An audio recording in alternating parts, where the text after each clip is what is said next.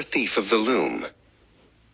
In the heart of the city stood the loom, a workshop where the finest ideas were woven into reality. Calonne was the workshop's most diligent weaver.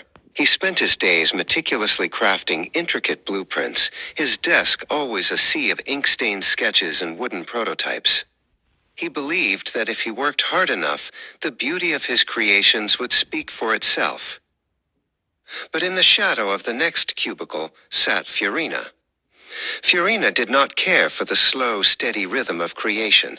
She preferred the fast, sharp glitter of recognition.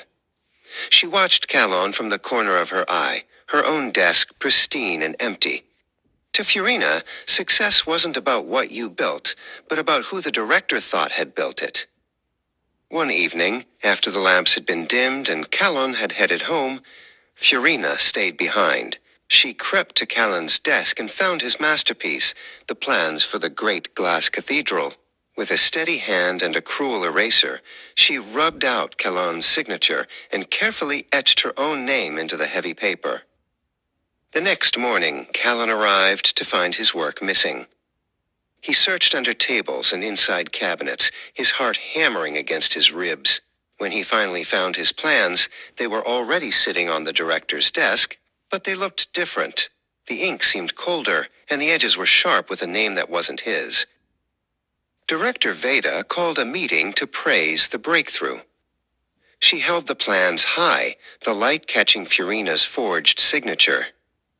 Such initiative, Veda beamed, looking directly at Fiorina. Fiorina nodded modestly, tucking a stray hair behind her ear. I stayed up all night to perfect the structural integrity, Fiorina lied, her voice as smooth as silk. The atmosphere at the loom began to change. Trust, once as strong as the beams Calonne designed, started to fray. Calonne grew quiet and withdrawn, his shoulders heavy with the weight of stolen credit. His friend Eris tried to offer a kind word in the break room, but Calonne only stared at his coffee, wondering if his hands would ever feel like his own again. Fiorina grew bolder. She realized that to look like the hardest worker, she didn't just have to steal, she had to sabotage. While the office hummed with the sound of afternoon tea, she slipped into the model room and snipped the support wires of Calonne's latest bridge prototype, making it look like a careless error in his calculations. When the bridge collapsed during the afternoon presentation, the room went silent. Calonne turned bright red, his hands trembling as he tried to catch the falling pieces. Fiorina stepped forward, holding a corrected version of the same bridge, a version she had secretly copied from his notes days prior. I noticed some flaws, she told the director, so I took the liberty of fixing them.